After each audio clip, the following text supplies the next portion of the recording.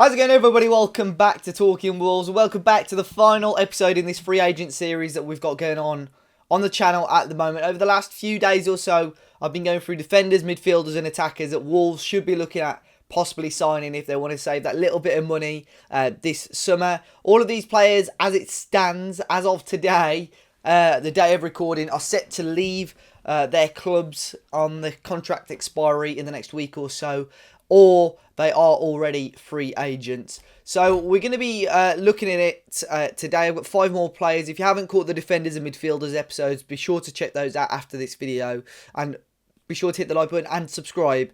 In the next day or so, we should hit 10,000 subscribers, which is fantastic. But let's kick off with the first player. Let's get him out of the way nice and early. Diego Costa.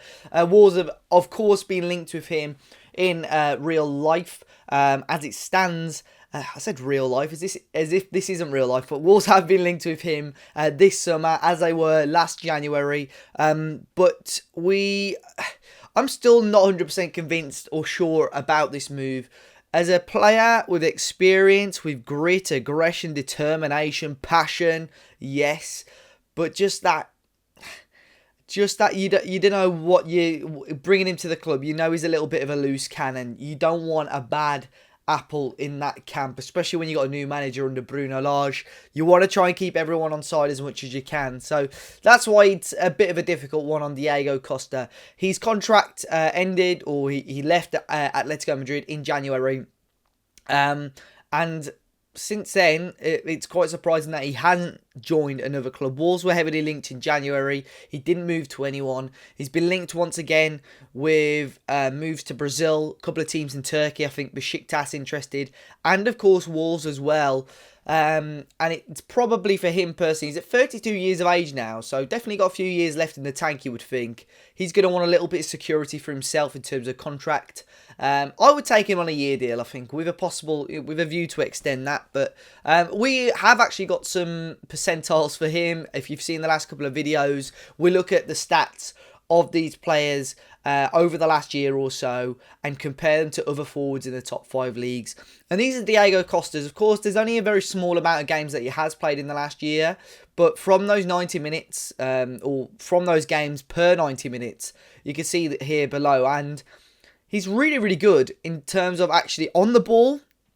Passes attempted and completed, dribbles completed, touches. So he's like a bit of that hold-up play, really. You can see the progressive carries are pretty low, pressures and so on. So as that sort of pressing forward, he looks good, and those percentiles are really, really strong. However, as a striker, you're going to be wanting those towards the top to be a lot higher. So his non-penalty goals per 90 is pretty low, but still not the worst. If you're relying on someone else to grab the goals, I think he's a good second striker, really, for you. But Diego Costa definitely, I think, as an option out there at the moment, could definitely be one there. The next one we're going to look at is Mario Mandzukic. Of course, a player that is, again, very experienced. He's at 35 years of age now, coming towards the end of his career. He had left Juventus last year, had a little spell in Qatar, and then recently joined AC Milan in January. Now, played a little bit at Milan, didn't score any goals sort of the second half of the season, but of course, as an option behind the guys that they've got there, I think very, very decent. And you look at his career, played at the top level for a long time, playing for Bayern, playing for Atletico Madrid, playing for Juventus, and of course then playing for AC Milan as well. And of course you'll be familiar with him with how well he's done over the years for Croatia, 33 goals for Croatia as well. So again, I think as a backup option, he's a big guy. He isn't going to be that guy, I think, that's going to come in and get you 20 goals a season at this stage of his career now. But I think similar to Diego Costa, I think this one would possibly be a safer bet than Diego Costa to bring that experience if you want that, and a bit of a plan B due to his height. And of course, never played in England before. He's been in Italy, he's been in Germany, he's been in Spain. Maybe England is the next step for him. So I think that is one to keep our eyes on. Maybe the only con with this one is wage demands. I'm not too sure what sort of wage he's going to be looking at to join Wolves. The next one we're going to be looking at is a guy called Santos Borja. He plays for River Plate over in Argentina, and he's actually a Colombian international as well. And he is, as it stands, going to be available on a free transfer come the end of this month in a few days' time. Now, his club River Plate, it said, do want to try and extend his contract and up his wage to keep him at the club. He's been there a few years now, coming up to 4 years at the club. But it said that he may well be leaving. I know a couple of clubs in England, the big guys in Scotland like Rangers and Celtic have looked at him as well. But once again, as another squad option, I think we could do a lot worse than Santos Borja. You look at his stats this season in the league in Argentina. He's played 13 games and scored 8 goals. Really, really nice return. He's 25 years of age now, so coming towards the prime in his career. But really, really good. A goal every 114 minutes in the league, which is a great return for the Colombian. And as a player to knock on the door behind the likes of Raul Jimenez and Fabio Silva on a free transfer, I think you could do a lot worse than Santos Borja.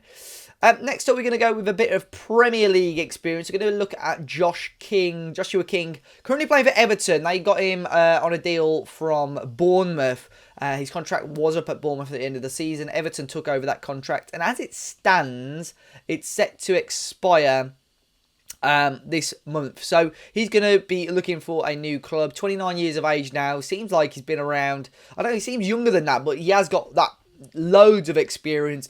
Been at Manchester United for the main amount of his career and got a lot of loan moves out before he got that move to Bournemouth. Now, once again, he's not really prolific, is he? But he offers you something different. Very quick, very nippy, can play out wide as well if you need him. I remember in January when Wolves were having their striker crisis, a lot of people called for Wolves to maybe look at this guy. He was unsettled at Bournemouth. It was clear that he wanted to play at Premier League level. He has come to Everton. Minutes a little bit, not limited, but, you know, he was never going to get in ahead of Dominic Calvert-Lewin, I don't think, but didn't really score. He didn't really score many goals this season. Did okay in the FA Cup where he scored 3 goals in 2. We'll look at his percentiles, though. They are very strong. Again, very disappointing at those top ones where you want your strikers to be scoring. No non-penalty goals and all that. Even his shots total are very, very low. But you look again, similar to Diego Costa, the pass completion and on the ball, fantastic. The dribbles completed, phenomenal. This is, again, against other forwards in the top 5 leagues. The pressures, tackles and blocks are fantastic as well. So he's your pressing forward type player, and his assists are very strong as well. So as a second striker, if he's getting those sort of assists and on the ball, he's driving the ball forward, he's probably the right man. And once again, free transfer, squad player, rotating with some of the guys that you've already got there. Hopefully, Raul Jimenez comes back to full tip-top shape, fitness, quality, and calibre. And then somebody like Josh King can be a very, very adequate backup player. So I am interested to see what happens with him. I'm going to quickly search him up now to see if there's any rumours surrounding him right now, which sort of teams are looking at him. I know Wolves aren't at this stage. It's confirmed here that Josh King is going to be leaving Everton. Let's see. Aston Villa were linked with him a few weeks ago. Let's see if there's anything in the past week. Not really anybody as of yet. So I think that one will probably heat up on over the next week or so once his contract has expired. So Joshua King is one there. And the final one on my list today is actually going to be Stefan Jovetic. The forward from Montenegro, and you know what? Again, pure experience with this guy. He's now 31 years of age. It seems like he's been around ages. I feel like he's older than that. But again, another player with loads of experience. Played at the top level in Italy. Played a while for Manchester City. Played for Sevilla. And most recently, he's been at Monaco for the last few years or now, or so. And his contract is set to expire. Looking at him overall, for over the last year or so with his country Montenegro, he scored 4 and 6 and got 2 assists. So that's a goal involvement every 90 minutes. In the league for Monaco, not prolific, scored 6 goals and got 1 assist in 29 this season, and scored 1 in the cup for them as well. But he got a goal in the league every 131 minutes, which is a fantastic return for the minutes that he was playing. And again, as an option to bring in 27 goals in 55 for Montenegro, it's possible that he could be going back to Serbia, where he predominantly started his career at in Partizan. It's possible that they may well be looking at him again. But I think Wolves could do a lot worse than this. Just adding that much-needed experience to the team. Somebody that has played in England at Manchester City before. Again, I'm going to have a quick look at him to see if there's any rumours surrounding his future at the moment. Lazio were looking at him recently. So we'll have a look at it. But I think there has been some injury issues there. If we go on his injury history at the moment. Yeah, over the last year or so, he's had a couple of injuries. Nothing too long term, but had some back injuries and calf injuries over the last season or so, which left him to miss a few games. But backup option, bring him in.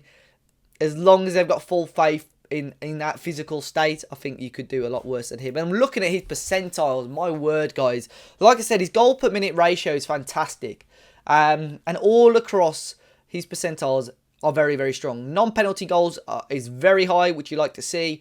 His shot creating actions over 4 a game, which is fantastic. Passing on the ball is almost close to immaculate compared to other players in terms of passes attempted, progressive passes, getting the ball and driving it up the pitch as well. Pass completion's a little bit low at 70%, but even his tackles and interceptions and clearances are very, very strong for a forward as well. So the list today has been predominantly made up of players that are experienced. I think I said it on the first video. The free agent list at the moment does leave a lot to be desired for in some areas. But I think the forwards one is possibly one of the strongest set of players, but also most realistic set of players. I think genuinely, if Wolves wanted any one of these 5 players, they've got every right to be able to sign one of them.